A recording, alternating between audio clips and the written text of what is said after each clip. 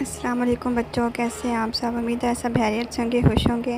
آج ہم آسمانی کتابوں کے نام جو ہیں ان کو دیکھیں گے اور یہ دیکھیں گے کہ یہ کون سے نبی پر نازل ہوئی تھی۔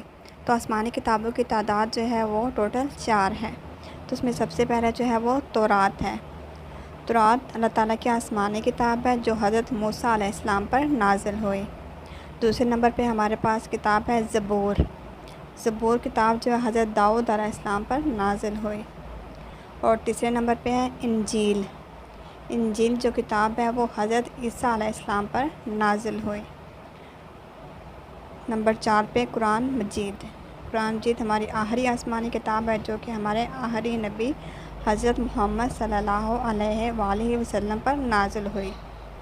ہم نبی پاک صلی اللہ علیہ وآلہ وسلم کی امت ہیں اور ہمارے پاس جو ہے وہ کتاب قرآن مجید ہے جو کہ اپنی اصلی حالت میں ابھی تک موجود ہے، جبکہ جتنی بھی آسمانی کتابیں ہیں ان کا بہت ساری زبانوں میں ترجمہ کیا جا چکا ہے اور ان میں بہت زیادہ رد و بدل کیا جا چکا ہے، لیکن اللہ تعالیٰ نے قرآن مجید کی حفاظت کا ذمہ خود لیا ہے۔